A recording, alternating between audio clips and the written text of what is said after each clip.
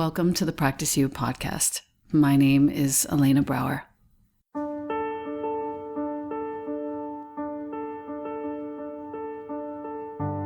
Together, we'll explore and enjoy content and conversations around mastering transitions in our relations, our wellness, our careers, our families, and especially in our missions and visions. You are invited to learn and love and listen with me. Welcome to Practice You.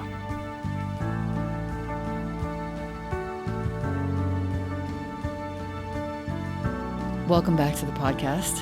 I have an old friend, a dear friend from the yoga community. We met in such beautiful circumstances. She is Universal Empress, and her name is Nadine McNeil. Welcome to the podcast, my love. Thank you so much. It is an absolute joy to be here and reconnect with you. Yes, indeed. I called on you because I'm watching you honor and guide 12 women through a process that you're calling Trust, Truth, and Dare. And I'll tell my listener all about you in just a moment. You are an extraordinary yoga teacher. You're a coach of sorts. You're a transformational human. You're also a humanitarian. I'll talk about that in a moment too. But this particular group seems to be an important mention right now. Trust, Truth, and Dare is a small group of women who are learning how to unravel beliefs, unravel unconscious, as you say, circuitry through their bodies. And given this current global conflict, all the layers of conditioning, as you say in one of your posts, are beginning to be peeled away, discarded, and replaced with a commitment to love. This is what I want to share with my listener, because I think enough of us are either teachers of yoga or practitioners of yoga. And we need to understand, similar to what Resmaa Menakem is teaching, so many other teachers are teaching about trauma in the body and how it sits. I want to understand from you how you came to this, how it's unfurling before your very eyes in all these women, even if you're not in person, virtually, and why it matters to you. Wow. It came to me through my own story and my own journey. And interestingly, when I gathered this group, we were dealing solely with the pandemic at the time that I formulated the concept. And so what I was looking at is, do we trust ourselves enough to honor the messages that are coming through? And then, based on those messages, what really is our truth? Because so much of what we believe to be true is something that has been handed down or passed along to us. And so, in recovering or discovering our truths, do we dare to stand in this place? And as life and the universe would have it, it culminated on the weekend of a full moon and eclipse and the heights of this global unrest. So all of the sisters arrived at the start wanting to talk about this issue. And it was truly powerful, because as a facilitator and especially online, to create that space of trust, of vulnerability, of safety, of bearing our souls from all across the world was awe inspiring and so humbling for me. And, in all of my work that I've done, both within the UN system and beyond, I really had to learn how to trust myself, because more often than not, that was the only compass, as it were, that I could facilitate myself through.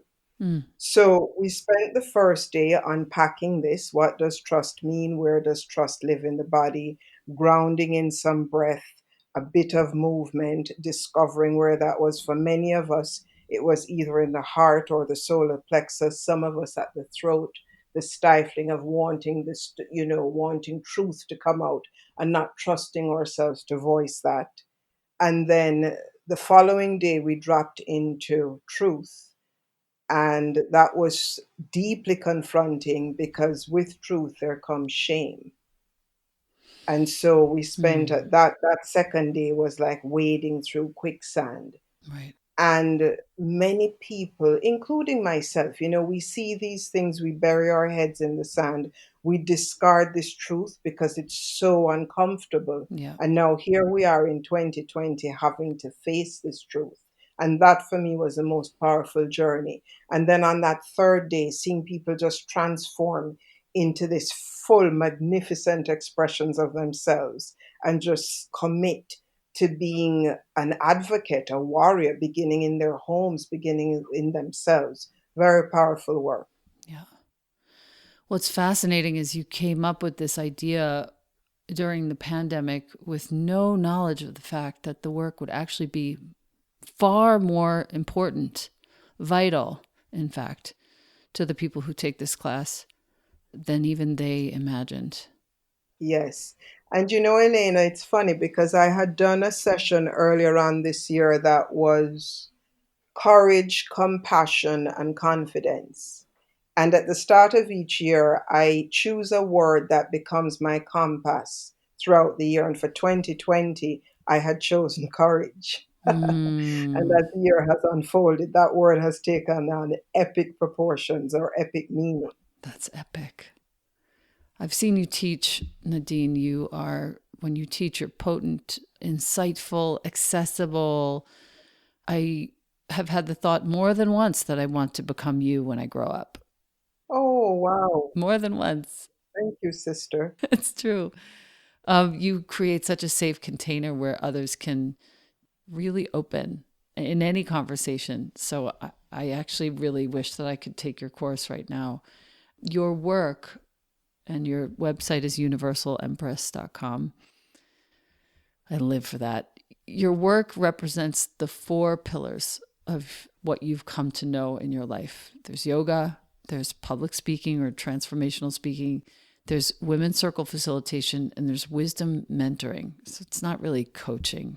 I actually prefer the term mentoring because I think that's really what it is. You're Jamaican by birth, and you are now living in Bali. Is that true? This is true. Yes. I've been here since 2015. Oh, wow. You have been there a long time. Hmm. Plans are to stay there indefinitely. Well, funny you should ask. Hmm. I have continued to live between Jamaica and Bali, with Bali being more of a base. My father passed a couple of years ago. Mom is still in Jamaica. Who knows, especially what's happening in terms of travel. A lot of the business that comes to Bali or comes to the yoga barn where I'm based is as a result of people traveling. Oh, And so with right. people now, yeah, so Right. Bali's a bit of a ghost town at the moment. And we Hmm. reckon it will probably be like this till pretty much the end of the year, early spring, Hmm. until we know what travel entails and involves. Hmm. I'm looking to go to Jamaica in about 3 or 4 weeks, and I'll probably be there through to the fall. We'll see how things unfold. I feel that Jamaica will do quite well once travel opens up because it's simple. East Coast, it's a plane ride away. To Right. get to Bali, there are several steps involved. So we shall see. I'm open. Yep. I am reading right now a book called My Grandmother's Hands by Resma Menakem, and I'm finally. Have you read that book? I have not. Well, what's good about it is, well, everything is good about it. If you want to get an introduction to his work, listen to him on Krista Tippett's podcast on being. I'm finally really learning this is one of the most important moments in our history. We thought we were Mm, there in the 60s, but we're really there now. This is mm, when the same movement is still happening, which is both horrifying and fantastic. Yet we now have media. And what media has done is hasten the process of visibility for Mr. George Floyd, for all of these Confederate statues that are coming down, these symbols of enslavement and subjugation and genocide. And they're all disappearing now because of media. And I'm finally really learning the importance of letting, not just for those who are white and white passing like myself, but for people of color, letting the waves of emotion into the body and then through the body so that we don't hang on to it. I feel like this is something that you do very well way before any of this was happening in the world. It feels so aligned with your asana teaching, and it's something I think you integrate without even knowing it, or maybe you do. But I would love for you to speak to my listener about what it means to notice a trauma emerging in the body and to consciously release it through the practice. Mm. Wow, there's so many ways I could enter that question. Well, how do we listen to the body? Developing that relationship with the body. When my father passed in 2018, and I'd been practicing yoga, gosh, since 2001, teaching since 2008, I recognized, even before his passing, I recognized that I was having a trauma response to the events happening around me. I remember one particular evening, it was a Friday evening, rush hour traffic. We had to put him in the ambulance, get him to the hospital. And, coming from that whole emergency response background, I jumped into full gear. Get him in the ambulance, dad, are your vitals, clip, clip, are you hearing me? The sirens are all of this is happening. And I'm watching myself watch him. And I go, right, Nadine, you're going to have a trauma response to this later. Bookmark this. And so after he passed, I started to experience panic attacks again, which in fact is what brought me to yoga in the first place. And not only was I having those panic attacks about all of the trauma, the family dramas of going through that journey, but what started to resurface was the untapped trauma from my UN years. And I went, oh, wow, okay. So here I am, Miss Yogini, with all of this buried and not even aware within my own body what was taking place. So pranayama became a huge part of the practice again for me. Things like just shaking, tapping, and also dancing. And so living in Bali, for example, where we have earthquakes quite regularly, Oh, and I'd wow. feel that, Mama Earth move through me and I'd feel it through my body. And so I now develop a practice where when it happens, I get up, I go outside barefooted, and I kind of just bounce on the ground. Oh, wow. So it's so important. So That's you probably awesome. saw this video where in all of what's happening, I snapped once, and it was actually before the George Floyd incident. Right. This had to do with the incident of Yes. Ahmad Aubrey. And Yes. I remember I woke up the morning, Elena, and something snapped. And I went to social media, unhinged, unplugged, and I could feel my heart racing. So, placing my hands on the heart, breathing deeply, Yes. sitting with my legs wide, feet planted on the ground, and I shared what I had to. Once I was able to clear that anger, first to acknowledge what was going through, clear it, then I could drop into a voice where I could contribute to being part of the solution. Now, I'm not saying we're not supposed to be angry. Whatever we're feeling, it is necessary that it comes up and out, particularly anger. Otherwise, we self destruct and implode. Right. That's a beautiful way to talk about how to move things through, to stand with your feet wide, barefooted, hands on the heart, get angry, Yes, feel whatever you're feeling, and then wait yes, until, I don't want to use the word appropriate because everything I'm learning right now is like, don't be fucking appropriate, Be who you right. are, be exactly how you are. But I appreciate the connection to the earth. And I think my listener will also appreciate when you are feeling this, intense disassociation or dissatisfaction, to put your legs a little bit wider than your hips, to stand with your bare feet on the ground, put your hands on your heart, and feel a distinct connection to the earth and to what she has to share with you. It's good wisdom. And even just lying flat on your belly on the earth, heart to earth, love to the earth, love from the earth back to you, just connecting in any way that you can. Mm. I can't wait to listen to this episode when I'm able to just lie down and listen to you. I might have you teach at the end. Over the last several decades, I want to go back to when you said you were experiencing a re-traumatization from your time at the UN. You have traveled the world over the last several decades, and you've worked in service of the UN, UNICEF, Global Volunteer Network, and the Organization for the Prohibition of Chemical Weapons. Thank you Mm. very, very much. I would love to hear of any of those, whatever you are able or willing to share with us.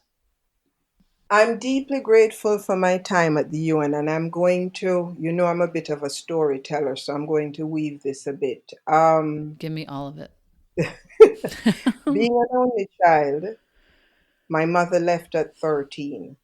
When I couldn't save my family, took me a while to figure this out, I then went off and thought I could save the world through my UN work, being this lofty organization Hmm. with these noble ideals, as it were.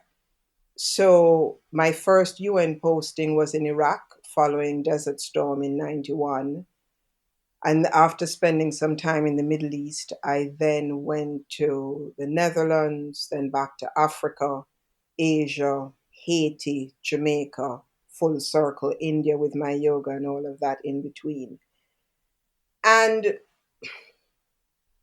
the UN's intentions, I still value the intentions of the organization. I think, like everything else, our governments or academic institutions, all of them, the foundations on which those were built are no longer relevant to the time in which we're living. Right. So, for example, I saw a post a couple of days ago where apparently UN staff were not allowed to participate in the protests in New York. The statement was later retracted and said if they want to protest on their own personal accord, then they could do that. In terms of the things I saw, my three hardest postings were Sudan, Haiti, and the Central African Republic. Wow. Sudan, because when was I in Sudan? 2005. Oh my gosh. There were still unofficial slave trades taking place in Sudan. So to actually see that up front, there are no words to describe that. Oh No my words. gosh. I Yeah, like yeah. I I'm curious to know.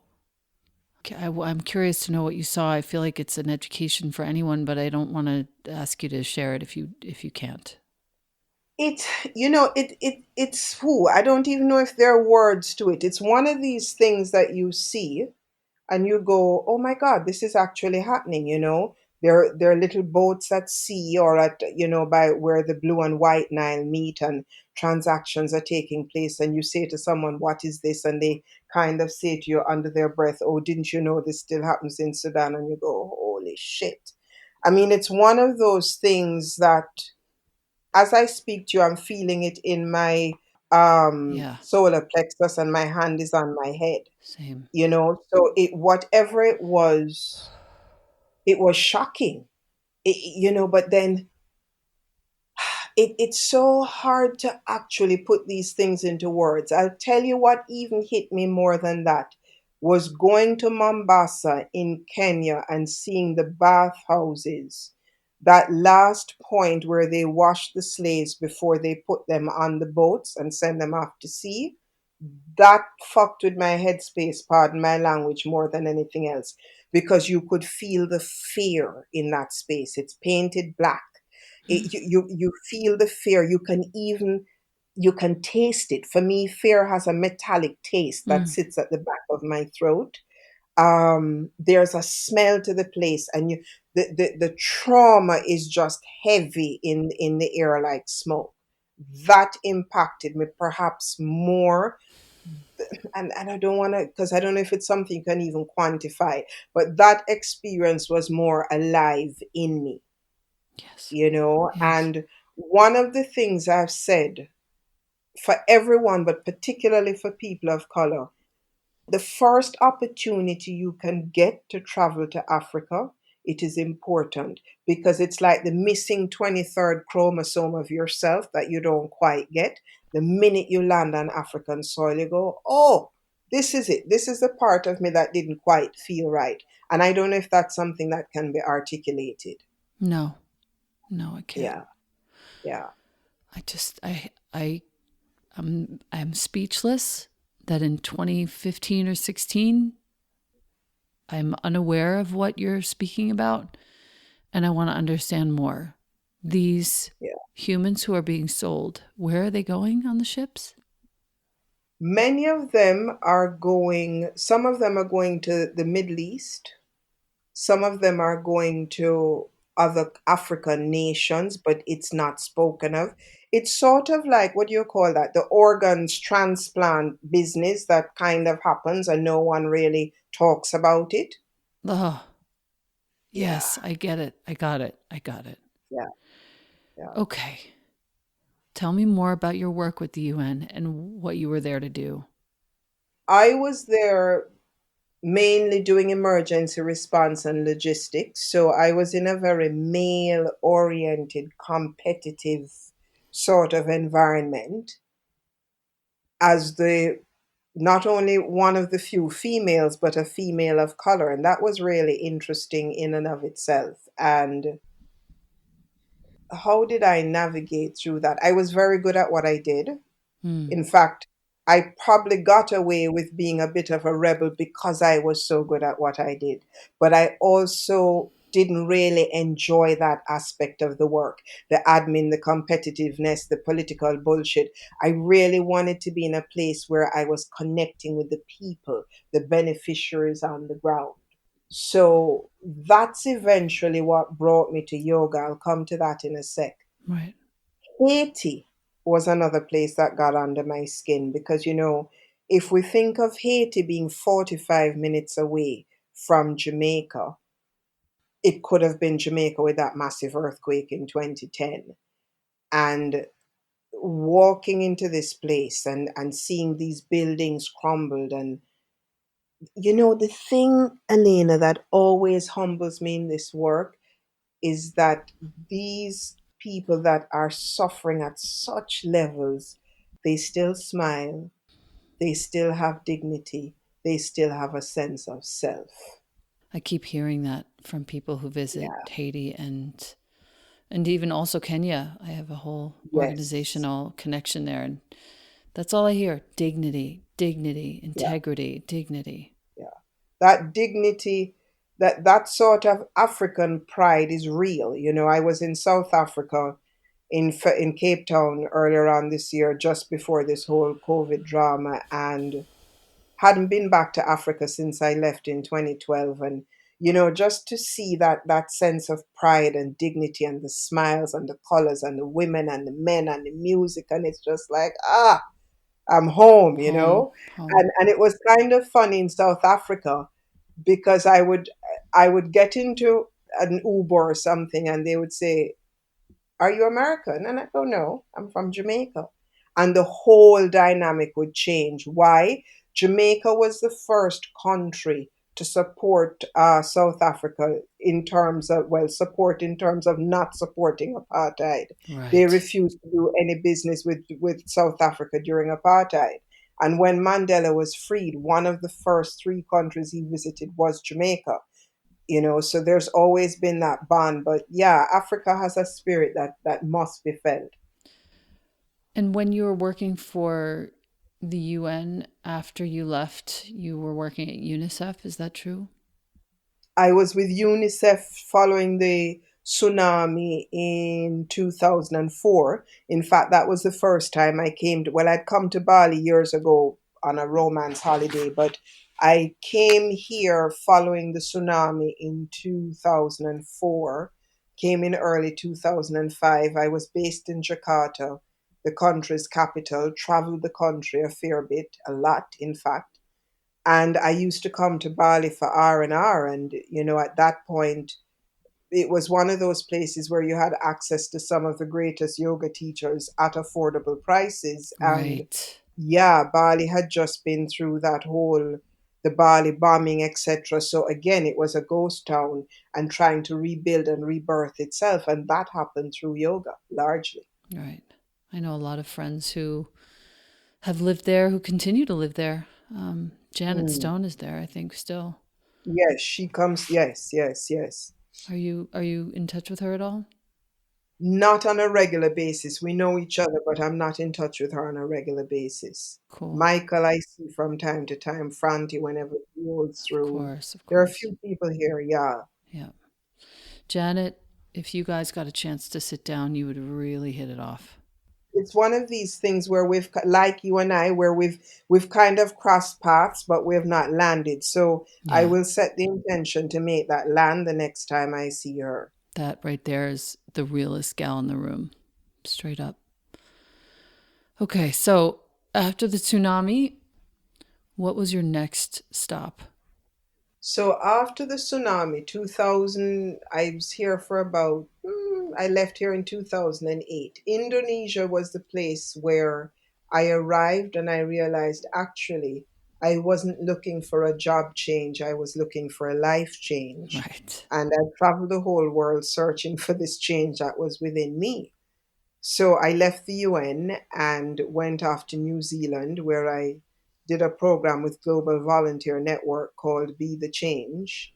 And it was a 2 week program that taught you how to start an NGO, start a movement, etc. And at the end of the program, I said to the CEO, Colin Salisbury, I said, I think you have a great program here, but you have a board that's filled with old white men. And he laughed. And then he invited to me to become a member of the board. That's what's And up. so, There you go. exactly. Mm-hmm. And so I did some work for them straight up until about 2010. When Haiti happened, I headed up their Haiti volunteer project. And while I was working on Haiti, the Central African Republic, which is the fourth poorest country in the world, the UN dangled a golden carrot. And I said to them, I'd love to do this, but I have to complete the assignment I'm doing here in Haiti. So once I got the project to a certain level, it took me about 9 months. I then went off to the Central African Republic. And that was when I said, right, enough. It's time to now sort of step over completely into the UN world, because by this point I was now straddling in two fields. While I was working in Haiti, I was also teaching community yoga there. When I went to Central Africa, I taught community yoga there. And I just really wanted to drop into the yoga. So in 2012, I chose to step away from the UN again, went home to Jamaica, and I think you and I must have met somewhere around then. And yeah, I started to teach yoga in orphanages, in prisons, basically anywhere that I could lend support Yeah. in Jamaica. I often say I sort of came to my yoga world backways, as it were, because I did a whole pile of karma work before I then started to make it like my livelihood. Mm. I'm I'm so glad I got to meet you at that sort of pivotal point. I think we met in 2013 or 14. It feels like maybe Yes, 2013. somewhere around there. Yeah. Yes. So, first of all, I think on behalf of my listener and me, I just want to say thank you for all that service, because that's a lot of very quiet, unrecognized service that you did in these very small, intimate moments with people who maybe have never done yoga since or before. So, thank you for that. Mm. I would love to hear about, and I think this is pertinent for my listener, no matter what color they are. I would love to hear about how you took all of that experience that you've just recounted and created of yourself this very transformational speaker, leader, mentor, guide with total confidence. You have created for yourself not just a business, but a school of sorts. Hmm. My listener needs to know about how you set your mind to do this, because in the end, it's really just the mind that needs to be organized in order to accomplish this becoming. And I would love to hear about what you think about that. I remember sitting at my desk in Jakarta one day in Indonesia, and I took a piece of paper and I said, right, what are my passions? What are the things I love? What am I really good at? What's my experience and what's my education? I essentially did a SWOT analysis of sorts. I know I had this world of travel. I know I had, done the masters in gender studies, etc. I loved communicating with people. I was a natural leader and networker. I had this emerging passion in yoga. I've always enjoyed dancing. And I said, I'm going to merge these somehow. And I was also writing. So I was, budding writer contributing to Elephant. Was I with it? No, I hadn't started with Elephant then, but I was always an avid journaler, so to speak. It's funny, I remember those pieces in Elephant. Yeah, yeah, and it's one of these things that kind of happened organically. I would have an experience, I would write about the experience, I would then share about the experience. And funnily enough, I did an interview earlier on today, and I said, when we have these gifts, what I call our DNA or divine natural ability, these are downloads that come to us that pour out. It's not that they're easy, but they're almost seamless. So, for example, one of the things I discovered about myself is that I land really well in front of camera, which is why even this whole thing of shifting business online has been seamless to a fault. I'm not the greatest technical person in the world, but I can land, I can hold space. I'm convincing in what I say Yes. because I hold myself at a very high standard as far as integrity goes. And I've always been that way from as long as I can remember as a child. And there have been a few dark moments. There have been moments where, going from a six-figure salary to a budding yogi salary, and you kind of go, what the hell have I done? But still, you know, when I'm blessed, Elena, to teach a class, and here in Bali we have, massive numbers, 50, 60 is your average class. Mm. And when I open my eyes and I connect with one person, I see that a bulb has gone off and they want to do something different, then I know I'm in alignment with divinity. I'm doing what I was called here to do. Yes. And so there you just have to trust the process. And I know that sounds easier said than done. And I think I've said to a few people, this corona time, I was built for this. Everything up until this point in my life prepared me for this. Mm. That is a very strong medicine, my friend. And totally true. I've seen how you show up. It's true. Thank you, sister. Thank you. Totally true. Yeah. If I may, I ask each of most of my guests 3 questions at the end of each interview, and I would love to ask you. We know the answer to the first one. The first question is, what in your life needs to be healed right now? We know the answer to that. What a beautiful question. Yeah. I mean, if you have something personal, I'd love to hear you share that too. One of the, and this is actually quite connected to the times in which we're living. The aspect that needs to be healed comes from the heart, but it's really having lived a life that wasn't mine, living according to the standards of others, trying to be a people pleaser at the cost of myself. And when you lose a parent, as I know you know, there's a part of you that goes with that person. Yeah. And Yeah. I was the apple of my father's eye and vice versa. But there was a part of me that had to die with him so that I could emerge fully. That's deep, my love. It's deep. Yeah, yeah. Wow. 2 days ago made 2 years since he was buried, Yeah. and I'm grieving and healing, healing and grieving. Yeah. So it's most certainly the heart. But as the heart cracks wide open, the truth emerges, which ultimately sets me free. That's right. Thank you for that. That was helpful. Lost my mom 5 years ago, and to Mm. capture the fact that you just stated that a part of me died with her and something else emerged. Thank you for that. The second question is, what's your favorite view? And that can be, metaphoric or it can be literal. Literally, it's the ocean, nothing like the beach. I was on the beach when I had the download, send Elena a message. The ocean is where I go to clear. My Wow. fit that yeah. And the moment you sent it, I was like, oh, the honor. I literally put my hand to my heart. I was sitting by myself. It was late. And I put my hand on my heart and I said, oh, as though something very precious had Mm. just landed in my lap to hear from you. Thank you so much. And then the third question, and I think it's the most important, what does prayer mean to you? Ooh la la. Prayer is when I converse with the God of my understanding, when I bare my heart and soul. And as I speak to you, my hand is on my heart here. Mm, And I feel that I am in perpetual conversations with God.